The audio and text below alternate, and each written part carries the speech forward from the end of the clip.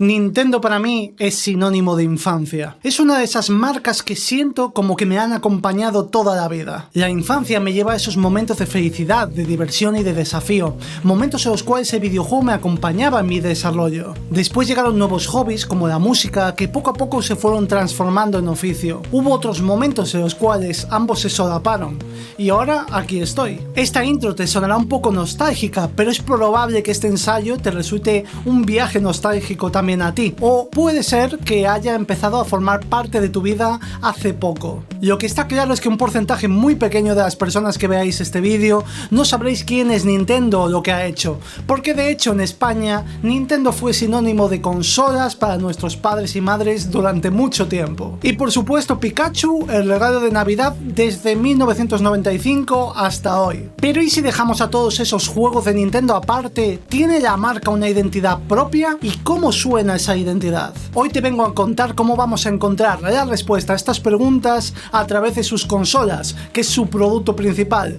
porque además son las que llevan Nintendo en el nombre. ¡Vamos allá!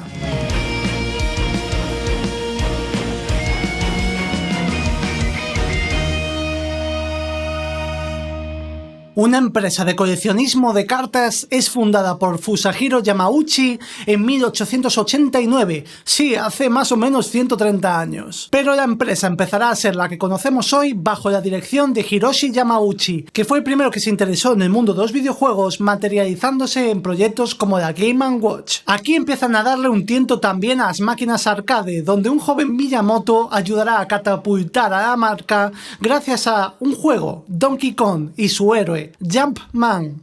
Jumpman.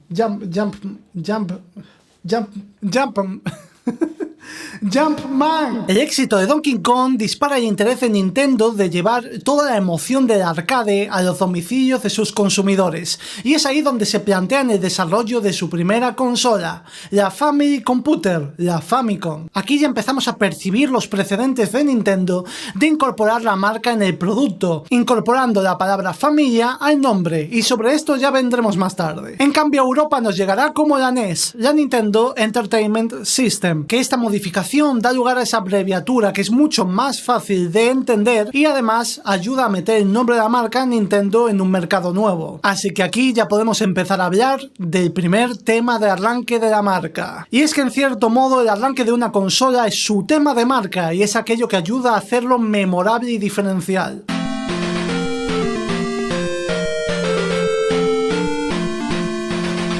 Koji Kondo, un nombre que eriza el pelo a muchos, compuso este tema, el tema de la NES, en una sola noche, y siempre teniendo en mente la emoción de una aventura que vas a empezar nada más encender la consola.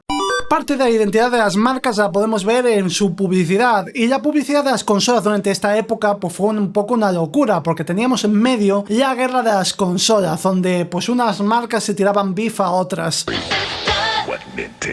Pero hay que darle un punto aquí a Nintendo, y es que, manteniendo esa perspectiva de la emoción y de la aventura, tampoco tuvo ningún tipo de sesgo relacionado con el género, con la edad, y siempre mantuvo muy firme esa idea de la familia incluso. Y aquí fue donde la marca pensó, ¿y si le damos un saltito a esa Game & Watch? Y ya sigue la Game Boy, un supuesto rip-off del Walkman de Sony. El arranque de la consola es un King ascendente que nos puede recordar, por ejemplo, a la moneda de Super Mario. Y en algunas fuentes que he podido consultar se le atribuye a Hirokazu Tanaka, que es el compositor, por ejemplo, de Super Mario Land. Este minimalismo viene en parte por las limitaciones que tenía la consola, a pesar de ya tener ese sonido estéreo. Pero el minimalismo lo vamos a recuperar también más tarde. Llega 1996 y con él la que probablemente sea la consola más emblemática de muchos, la consola que introdujo el 3D al mundo de los videojuegos. La Nintendo 64. Mario 64 fue un completo game changer al que le seguirían otros como puede ser Pokémon Stadium o por supuesto Ocarina of Time. En su arranque ya percibimos lo que quería trasladar esta consola, y es que nos topamos con esa N en 3 dimensiones, con un Mario también modelado en 3D apareciendo detrás. Y el sonido de arranque de la consola sobre todo podemos destacar como que es muy reverberante, que nos da esa entrada a una nueva dimensión, a un paso más allá en la tecnología de desarrollo desarrollo de la consola. Es decir, agrega esa sensación de profundidad gracias al sonido también. Musicalmente es muy simple, pero aparenta una complejidad, que es algo que nos da este acorde de fondo de sol con la novena añadida. Y con cada consola de sobremesa empezamos a tener una portable. Varios años más tarde aparece la Game Boy Advance y sigue un poco la filosofía. Coge ese motivo de la Game Boy Color y le da esa sensación de profundidad. Y de aquí ya sí que pasarán pocos años hasta dar paso a mi favorita, la GameCube. La GameCube la recuerdo como mi primera consola de sobremesa, por eso le guardo un especial cariño. Pero es que además creo que, ahora viéndolo con retrospectiva, marcó también un salto diferenciador en la compañía en cuanto al diseño. Nintendo ya daba aquí el salto a la calidad CD con esa máxima definición de sonido, y se diferenciaba de sus competidores con esta forma tan disruptiva y distinta. Y en cierto modo siento que por eso la melodía de la GameCube es la más compleja.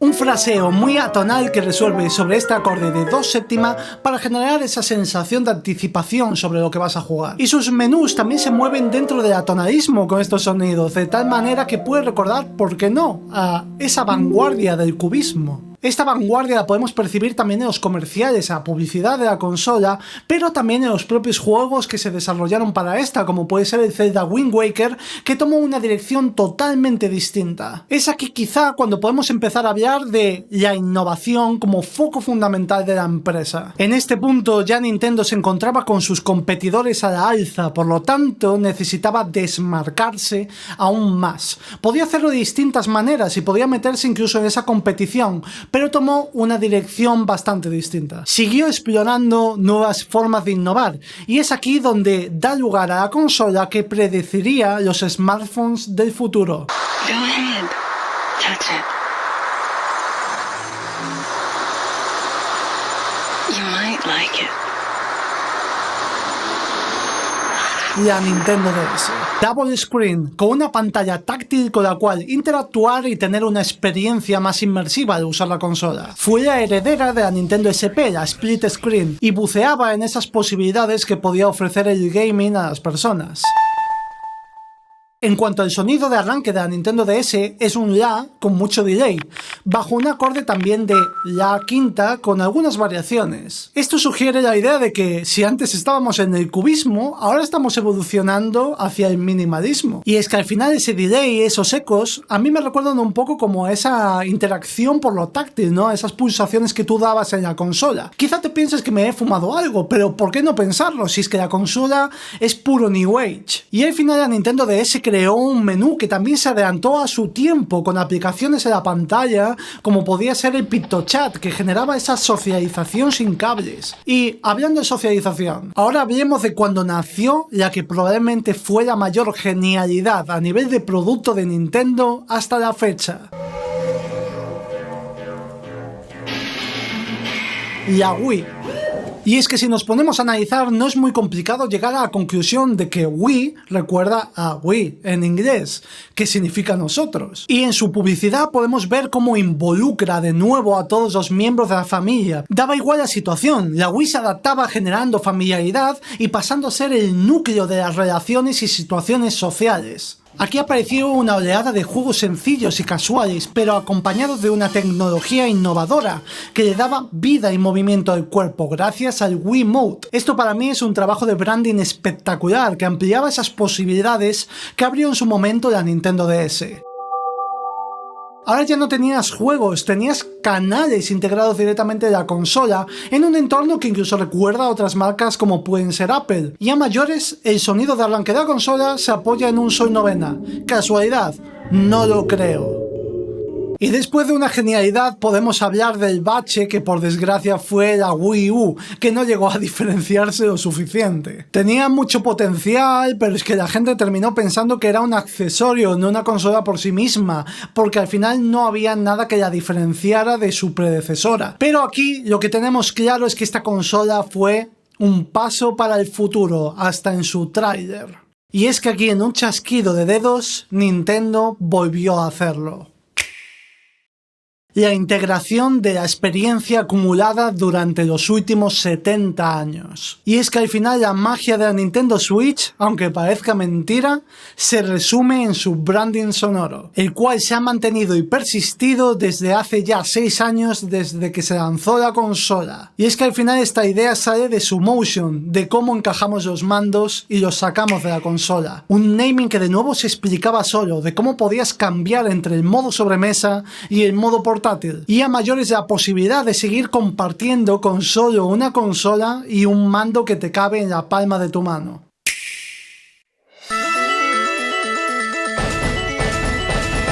Pero no solo eso, sino que si nos ponemos exhaustivos, hasta la música de arranque de la consola a mí me remonta personalmente a la NES, con esa emoción de arrancar y empezar una nueva aventura. Al final yo creo que esta consola es el reflejo puro de esa evolución y de la experiencia acumulada, integrando perfectamente los conceptos de familiaridad y de innovación. Al final Nintendo, desde la experiencia de producto y la experiencia de marca, ha sido capaz de transmitir y de hacer conectar a su consumidor de una manera emocional, diría. Por eso se suele decir que los fans de Nintendo son muy apasionados y son muy defensores de la marca, porque tal y como yo lo veo, nos ha acompañado de una manera muy íntima a lo largo de los años. Ha sido capaz de contar su evolución desde lo visual, lo verbal, lo sonoro y lo sensorial, manteniéndose relevante en la vida de las personas y calando en su memoria. Se ha mantenido muy coherente a lo largo de los años, y este ejercicio de branding es lo que también la diferencia de sus competidores. Al final esto nos da una perspectiva de la marca muy humana, en un momento en el cual sentimos que todas tienen que procurar serlo. Y con esta conclusión cierro el vídeo. Ha sido un curro muy grande porque al final ha sido recopilar experiencias de mi vida también. Así que bueno, me encantará saber qué te ha parecido el vídeo. Déjame en comentarios. También si te ha gustado te agradeceré que te suscribas al canal y que me dejes un like. Así que mientras vosotros le dais un poco de cariño al vídeo, y viendo que tengo aquí un gameplay del Breath of the Wild y va a salir ahora el Tears of Kingdom, creo que va siendo hora de rejugarlo un poquito. Nos vemos pronto.